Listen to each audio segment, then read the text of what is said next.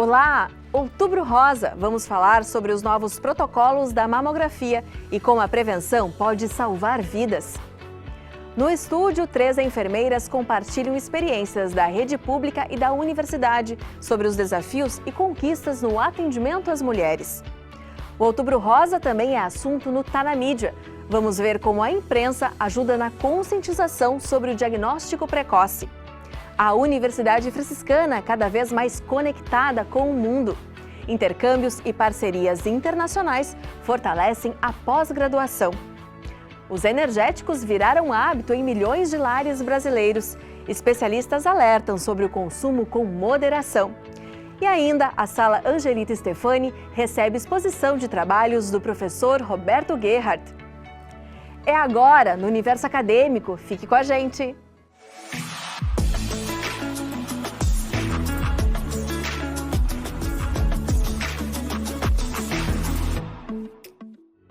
E a gente começa o Universo Acadêmico te lembrando que o vestibular de verão vem aí.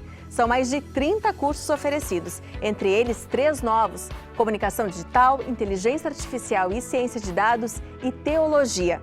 Confere só as datas de inscrição e da prova no vídeo da campanha deste ano. A vida está em constante atualização. Novas ideias surgem, profissões se reinventam, caminhos se abrem. E a UFN está ao seu lado nessa transformação, acompanhando os desafios de hoje e preparando você para as conquistas de amanhã. Vestibular de Verão UFN 2026. Transforme sua escolha em conquista.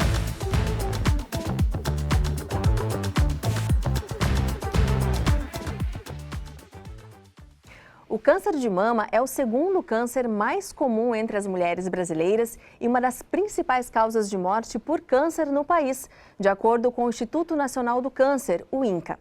Para garantir mais efetividade no diagnóstico e ampliar o acesso da população, o Ministério da Saúde mudou os protocolos da mamografia, definindo novas orientações para a faixa etária e a frequência do exame. No estúdio, hoje, nós recebemos 3 enfermeiras profissionais que atuam na rede pública de saúde e aqui na Universidade Franciscana para conversar sobre os impactos dessas mudanças e a importância da prevenção. Conosco, então, a professora Silvana Cruz, que é professora do PPG em Saúde Materno-Infantil aqui na UFN e coordenadora da residência em enfermagem obstétrica aqui pela UFN também. Seja bem-vinda. Obrigada. A Iesa Conte da Silva, que é enfermeira da Prefeitura aqui de Santa Maria, especialista em saúde da família. Seja bem-vinda, Iesa. Obrigada, bom dia. E a Juliele Rosso, enfermeira do Hospital Universitário de Santa Maria e doutoranda aqui em saúde materno-infantil. Seja bem-vinda. Obrigada. Bom dia. Professora Silvana, gostaria de começar com a professora, então, para a gente falar dessa mudança de protocolo. Então, agora as mulheres de 40 a 49 anos, mesmo sem sinais ou sintomas de câncer, devem fazer a mamografia. É isso? Explica pra gente o que mudou. Então, Bruna, essa mudança ela tem um impacto bastante importante para a saúde pública no geral. Ela busca garantir o acesso às mulheres à realização desse exame. Na prática, o que vai acontecer? As mulheres, a partir dos 40 anos agora, né? Então, antes era a partir dos 50 anos. A partir dos 40 anos, elas por demanda, então, se elas identificarem, elas tiverem a necessidade, elas solicitarem a realização da mamografia, junto com o profissional da saúde, eles vão compartilhar esse encaminhamento e ela pode, então, ter garantido a realização da mamografia. Antes era a partir dos 50 anos pelo Ministério da Saúde, mas já haviam, então, informações, indicações pela Sociedade Brasileira de Mastologia que fosse realizado aos 40 anos. Então, essa iniciativa do Ministério foi para unificar essas duas indicações. As mulheres de 40 a 49 anos, elas são 23% dos casos. E essas mulheres, então, agora, diferente do que era, o rastreamento, que é quando não tem sintomas, para todas as mulheres, que era a partir dos 50, ele era indicado de 2 em 2 anos para todas as mulheres de 50 a 69 anos. Agora, então, ele é de 40 a 74, né? Então, dos 50 aos 74 é 60% dos casos. Então, a grande maioria dos casos nessa faixa etária, e as mulheres vão ter garantido, então, rastreamento ativo, que a gente diz, que é, então, de 2 em 2 anos, a realização da mamografia. Claro que todas as informações, né, IESA, são repassadas lá no posto de saúde. Então, eu sou mulher, eu tenho dúvida qual idade que eu começo a fazer esse exame, eu vou até o posto e vocês passam essa orientação, né? Exatamente. O posto de saúde, ele é porta aberta, né, a unidade de saúde, então as mulheres, felizmente agora a educação da população não é mais médico-centrada, então eles procuram muito a enfermagem, principalmente nesses casos de queixa de mama, né? As agentes comunitárias de saúde são muito ativas nesse sentido, encaminham os casos para mim, eu avalio, então a gente consegue pegar precocemente vários cânceres, né? As próprias mulheres têm a gente como referência, procuram a unidade, a gente orienta no preventivo que a gente faz, né? A gente vê do pé à cabeça literalmente, então assim a gente orienta quais são os cuidados, o que pode indicar um sinal de um câncer de mama para ver precocemente, a questão do autoconhecimento do corpo delas, para qualquer coisa nos procurar, né? Que a gente está disponível sempre de porta aberta, então notou algo de diferente, nos procura. Então todas essas orientações são dadas diariamente. Todas elas têm essas orientações também pelos agentes comunitários que nos auxiliam muito nessa parte da prevenção também e do ver o precoce e nos encaminhar. Então isso é bem importante. Então a gente consegue pegar muito caso de início. E a rede pública está preparada para receber, então, essa faixa etária? Sim, está preparada. Inclusive, já eram feitos exames nessa faixa etária, nunca foi barrado, na verdade. Né? Esse acesso ele sempre foi livre. Mas, especialmente, a gente conversa, né, dos riscos de se expor a mamografia, um raio-x, então, da necessidade. Precisa, tem sintomas, quer, a gente oferecia, né, igual, fazia, né, encaminhava. Mas, assim, por exemplo, a gente tem dados da questão dos faltantes, né, que foram passados recentes. Em 4 meses, em torno de 1.500 mulheres agendadas para o caso de saúde, que é o principal hospital que recebe essa nossa demanda, em torno de 400 faltaram.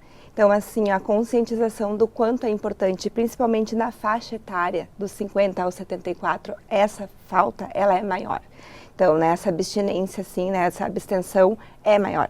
Então, a gente tem que focar justamente nessa necessidade de que é preciso e é necessário, e o padrão ouro é a mamografia, né, para detecção. Sim.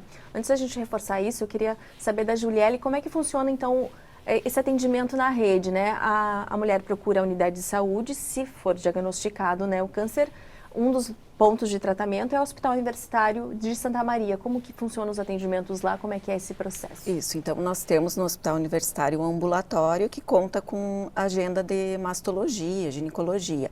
E o hospital atende os 33 municípios ele é referência para esses 33 municípios da 4ª Coordenadoria Regional de Saúde. Então, sempre que tiver uma paciente com algum diagnóstico, alguma suspeita, ou alguma situação que tenha necessidade de ir para o alto risco, o posto de saúde vai fazer esse encaminhamento, ou o município vai encaminhar para o Hospital Universitário. Para o agendamento da consulta no ambulatório, ele sempre vai ser referenciado.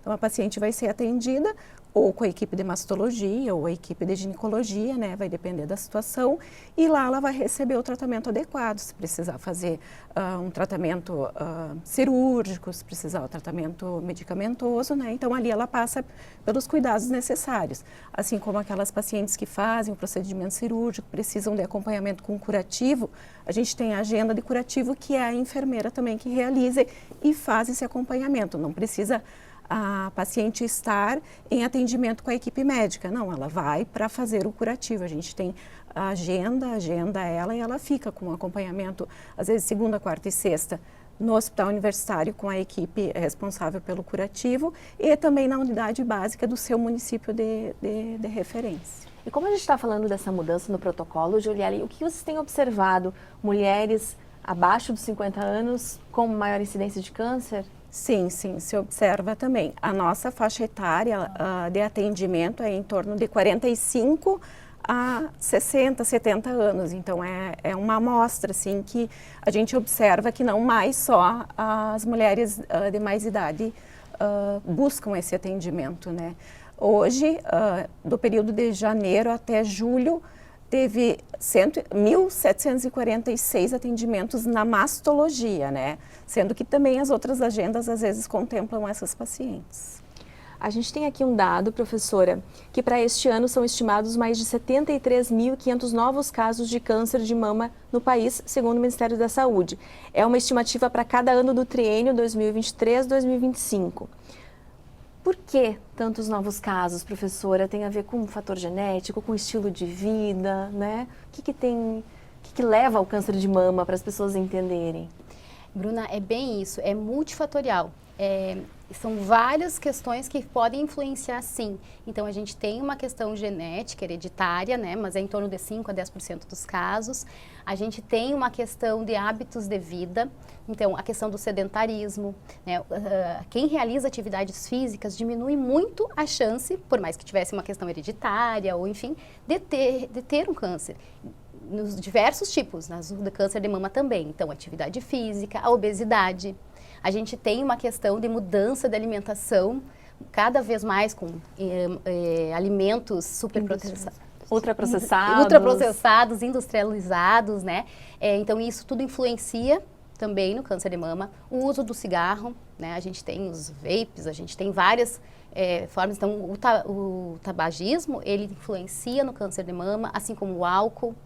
Então, há uma mudança também na questão da maternidade. As mulheres, elas têm filhos com uma idade mais avançada e ter filhos mais jovens influencia também, é protetor para o câncer de mama, assim como a amamentação, que também protege a mulher, esse risco, né, de desenvolver um câncer de mama. Quanto mais a mulher amamenta, menor é o risco de desenvolver o câncer de mama. Então, são muitos fatores envolvidos. Se eu pudesse pensar em um fator que seria fundamental, é a atividade física. Realizar atividade física, diminui muito e, enfim, é promoção da saúde. Porque quando a gente está falando, né, em detecção precoce do câncer de mama, a gente está falando de uma prevenção secundária, que a gente chama. Identificar antes para conseguir tratar antes. Quanto menor esse nódulo, esse câncer ainda não tiver se desenvolvido, mais chance, ela tem até 95% de chance de cura, quando identificado precocemente. Por isso que a gente bate tanto na tecla de prevenção. Mas eu falo assim, em promoção de saúde, em a gente manter hábitos de vida saudáveis, em a gente manter atividade física, acho que é um dos fundamentais. Com certeza. E a IESA, a gente estava falando sobre a questão das desistências, né, das mulheres que agendam os exames e não vão fazer. Por que tu acha que isso ainda acontece? A mulher tem receio ainda de procurar procurar fazer o exame, enfim, tem algum mito aí que a gente precisa acabar com ele? Eu creio que sim. A maioria, quando a gente solicita, por faixa etária ou por ter alguma suspeita, elas comentam, mas eu tenho que fazer a mamografia, dói tanto, eu não quero fazer. Então, eu me coloco no lugar, eu digo, eu já fiz mamografia, eu sei que é incômodo, mas é necessário.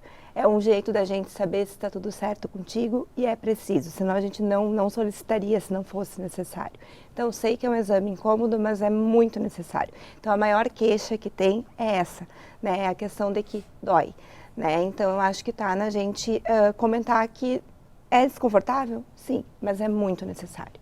Então, eu acho que a maior queixa que eu vejo das minhas pacientes, que eu atendo há 16 anos no município, trabalho com essa parte, é essa, né? Então, elas não querem ir fazer por isso. E talvez por isso desistam, né? E porque é agendado com antecedência, tudo, né? O local elas sabem, o horário elas sabem como funciona o exame, que a gente faz questão de comentar para quem nunca fez, né? Tudo como é que procede, mas ainda há essa abstenção muito grande, porque é um número enorme e o município está ofertando. Então, não falta vaga nesse sentido, né? Infelizmente, a gente tem que trabalhar justamente na promoção, na conscientização de que é preciso. E a questão do tempo de agendamento, de consulta e tratamento, como que funciona isso na rede? A gente detecta paciente, inclusive nós, enfermeiras, conseguimos encaminhar para mastologista, seja o USM ou seja também do município, que também conta com mastologista. A gente só precisa dos exames em mão, então a gente o que faz? Quando tu vê que vai demorar um pouquinho, eu consigo entrar em contato com o pessoal da Secretaria de Saúde, explicar a situação e eles encaixam o mais breve possível para que tenha os exames necessários para já entrar no USM com os exames que são a mamografia e o ultrassom, para depois fazer o estadiamento do que precisa, assim como na nossa rede também. Então a demora não é muita, já foi mais demorado, mas felizmente isso já não está mais acontecendo. É muito rápida, é questão de... Nós tivemos 2 casos na semana passada que nós encaminhamos, em 2 dias elas foram chamadas. Uhum.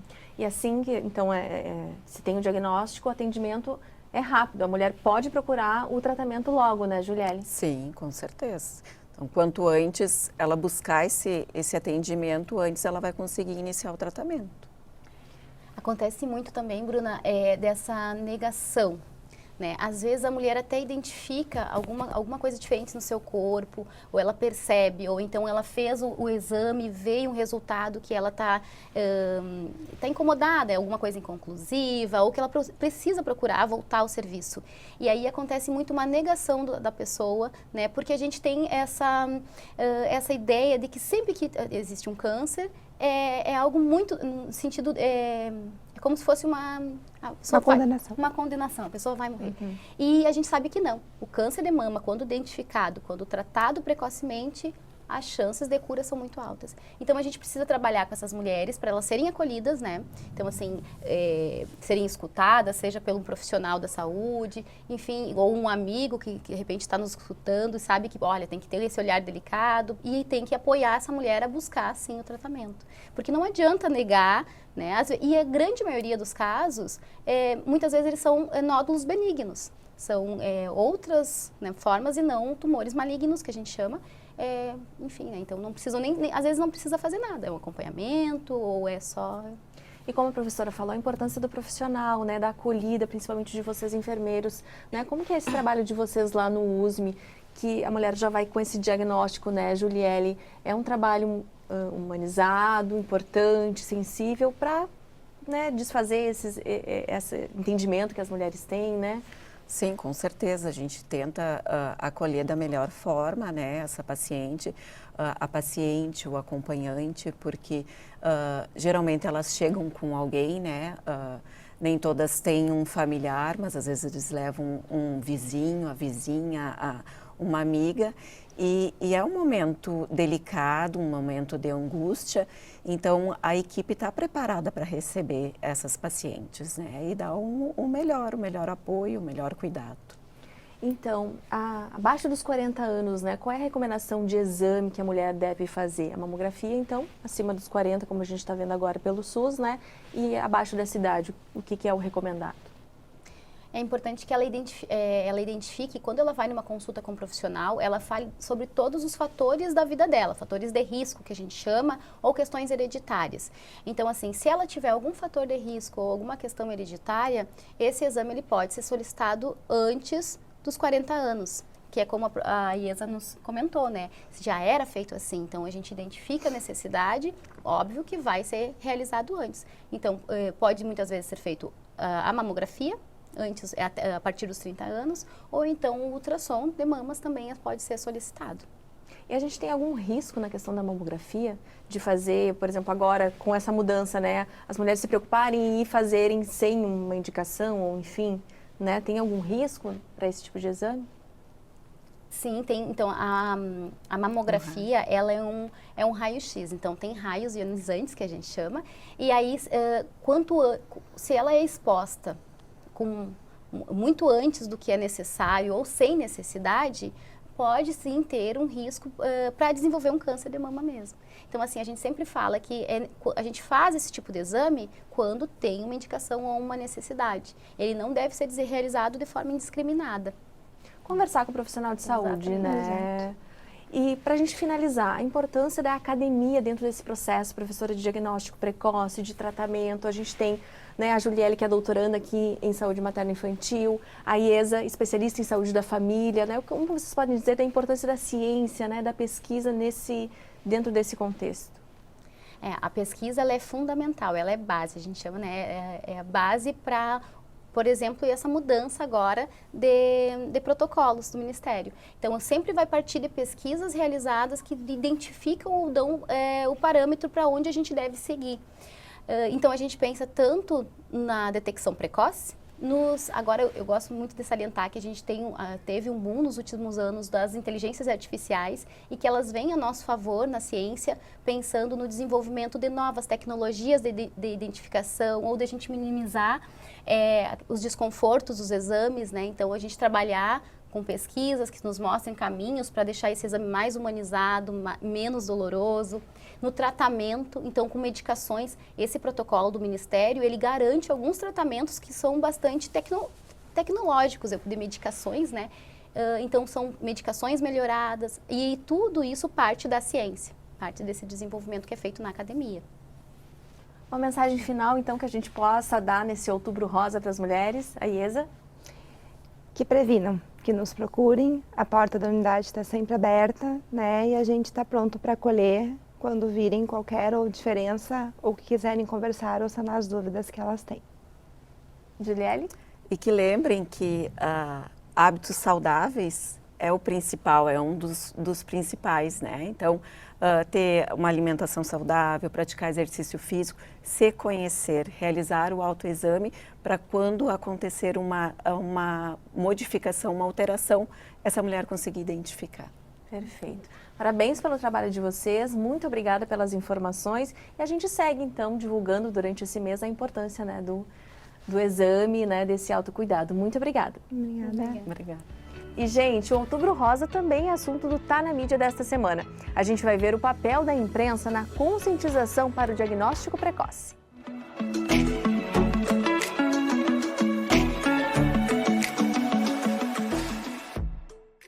O Outubro é Rosa. A campanha de prevenção, diagnóstico e tratamento contra o câncer de mama teve início na década de 90 com a fundação americana Susan pela Cura. No Brasil, as ações se popularizaram nos anos 2000 com o apoio do Instituto Nacional de Câncer.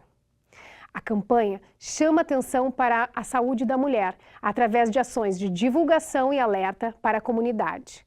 Na mídia, podemos ver informações sobre autocuidado, qualidade de vida e diagnóstico precoce, o que também colabora para fomentar o debate sobre políticas públicas e acesso a tratamentos. O Movimento Rosa está na agenda da imprensa e mostra cada vez mais a importância da informação séria e com embasamento científico.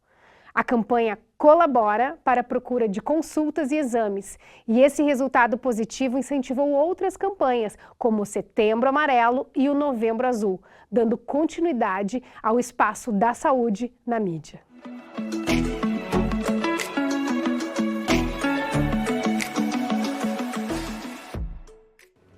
A Universidade Franciscana tem fortalecido cada vez mais as conexões com o mundo. Programas de intercâmbio, parcerias acadêmicas e a presença de estudantes e professores estrangeiros mostram o quanto a internacionalização já é uma realidade na pós-graduação da UFN.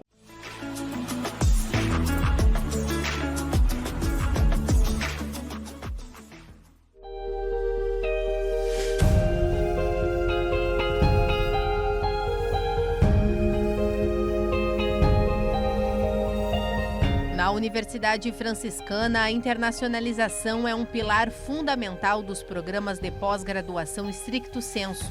Os cursos de mestrado e doutorado mantêm acordos e parcerias com mais de 20 países e colaboram com cerca de 40 universidades e laboratórios. Conectar o conhecimento com o mundo abre um universo de possibilidades e enriquece a comunidade científica.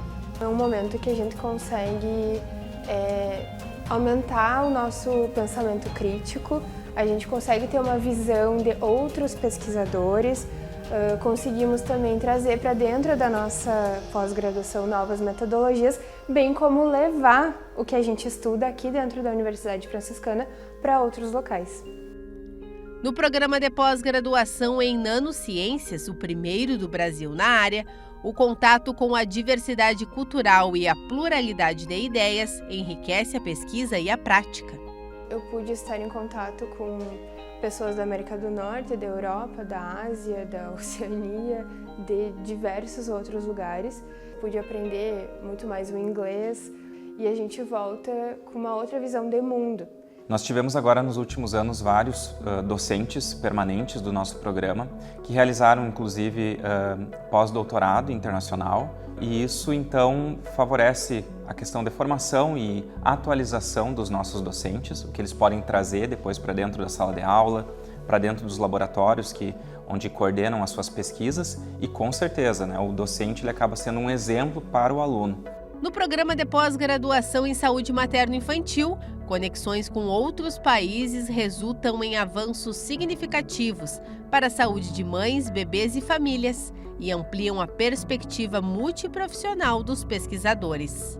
Eu pude aprimorar, por meio dessa experiência, habilidades de pesquisa, de investigação, em pesquisas, principalmente em enfermagem, mas também me possibilitou ampliar os meus olhares e as minhas visões sobre políticas públicas de saúde, né? Principalmente comparando o Brasil e o Canadá.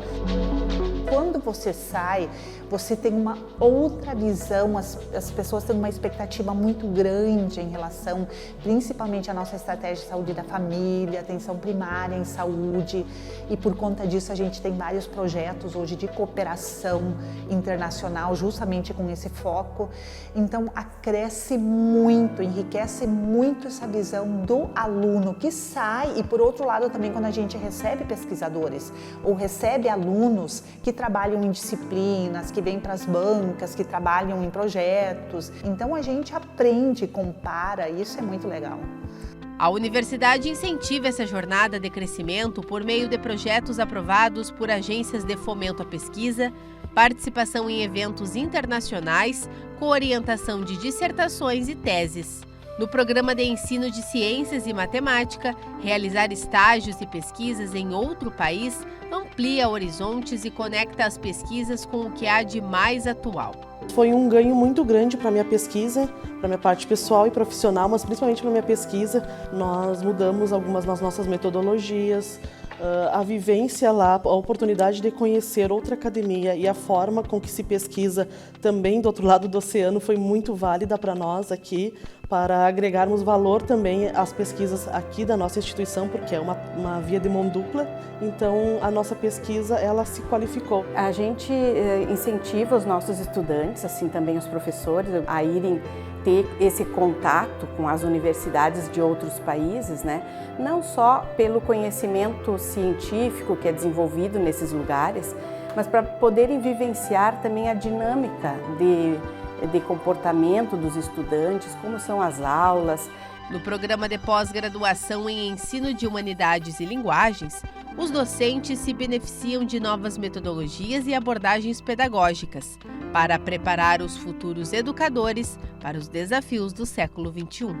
Essa experiência de internacionalização ela é bastante singular e muito importante porque quando a gente se sente motivado, o trabalho, o estudo, o aprendizado, ele é diferente. A gente enriquece do ponto de vista cultural. Ao conhecer uma outra instituição, você intercambia com pessoas do mundo todo. A minha sala de pesquisa tinha muito asiático, por exemplo, pessoas que trazem idiomas, além da língua inglesa, outros idiomas, outras culturas, outras pesquisas, né? Então você, de certa forma, com um professor que vai daqui para lá, ele volta também com contatos. Então acho que quando a gente vem, a gente incentiva os colegas e também os acadêmicos para que eles pensem que isso é possível. É uma possibilidade ir. No mestrado em Ciências da Saúde e da Vida, a colaboração global abre portas para descobertas que podem impactar a vida de muitas pessoas.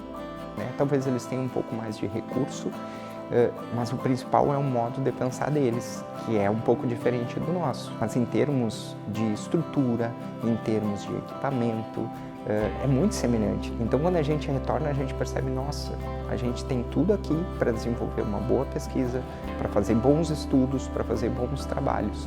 Mas a troca, essa fica. Então acho que isso é muito importante. Assim.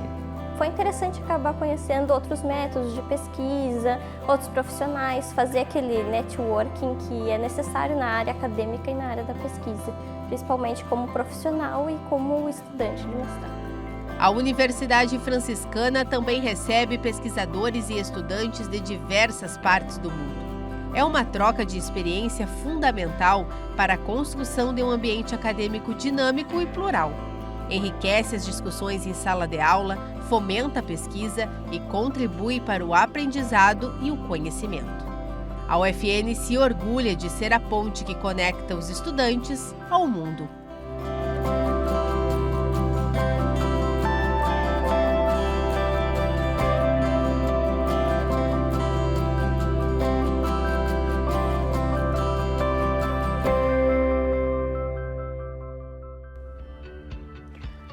Vamos falar de saúde agora? Você tem o hábito de consumir bebidas energéticas? De acordo com um estudo da Kantar, que é uma empresa de consultoria e inteligência de mercado, o uso de energéticos cresceu entre os brasileiros. A bebida conquistou 22 milhões de novos lares no Brasil, alcançando 38% dos domicílios. Essa pesquisa foi divulgada em maio e abrange o período de setembro de 2023 a setembro de 2024. Nossa equipe ouviu consumidores e especialistas para entender os efeitos dessa bebida que virou hábito para milhões de pessoas.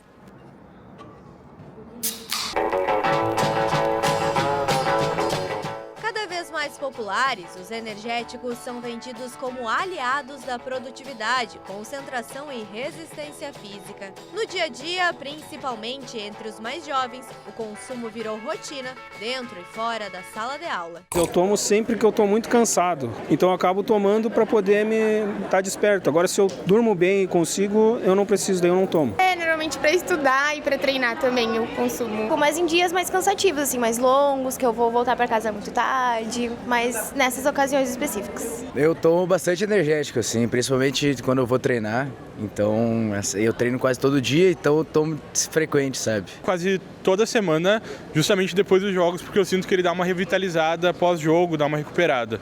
Com moderação, a bebida pode aumentar o estado de alerta. O problema é o excesso, já que uma única lata de 473 ml, por exemplo, contém o equivalente a 2 xícaras de café. Então, o consumo excessivo dessa bebida pode, então, sobrecarregar o coração. Eles estão sentindo, insônia e ansiedade. Porque, às vezes, a gente sabe de relatos de pessoas que, devido à ingestão excessiva da bebida, não conseguem dormir. Essa insônia leva ao aumento da ansiedade ao longo do tempo. Como ele contém cafeína, então o excesso dessa bebida, ele pode trazer dependência e ao mesmo tempo tolerância. O que é? Cada vez eu preciso de maior quantidade dessa bebida para obter o mesmo resultado. Temos ali o efeito rebote, então a pessoa tem um pico de energia e ao mesmo tempo ela decai para uma fadiga intensa e aí ela necessita de maior quantidade de energético para repor a mesma carga. E junto com o álcool, a gente sabe que muitos jovens eles fazem a mistura com bebidas alcoólicas. Se o álcool é um depressor do sistema nervoso central, eles bebem com energético para que esse efeito não ocorra. E aí a ingestão de álcool é muito maior. Entre os principais componentes desse líquido colorido e com uma diversidade de sabores, temos a taurina, vitaminas do complexo B, cafeína, extratos de guaraná e ginseng, além do açúcar presente na maioria das opções. O teor de açúcar por lata ultrapassa 25 gramas, praticamente toda a recomendação diária para a média de consumo de um adulto, de acordo com a Organização Mundial da Saúde. Ele tem uma concentração de açúcar muito alta. Com isso, muitas vezes vai mascarar a fome e se esse jovem estiver substituindo esse energético por uma refeição onde estaria aí consumindo uma quantidade importante de nutrientes, vai poder estar interferindo sim. Com relação ao sistema digestório, processo de digestão, a partir do momento que o jovem tem uma suscetibilidade a um processo de gastrite, uma desbiose intestinal, que a gente tem visto com muita frequência, pode sim estar exacerbando esse processo por conta da concentração alta de cafeína que existe ali, que vai aumentar a acidez estomacal e pode estar aí agravando um quadro que pode estar controlado de gastrite, por exemplo, ou a desbiose, como eu citei. Assim como eu comentei anteriormente, os energéticos eles têm uma concentração muito alta de açúcares. Isso vai reverter em ganho de peso muitas vezes e por conta disso pode sim trazer alguns desequilíbrios metabólicos e entre outros fatores que podem acontecer, um desbalanço na insulina, na glicemia, podendo dar origem sim a um diabetes tipo 2 se uso descontrolado. Por um lado mocinho, por outro vilão. A dose consumida é que faz toda a diferença.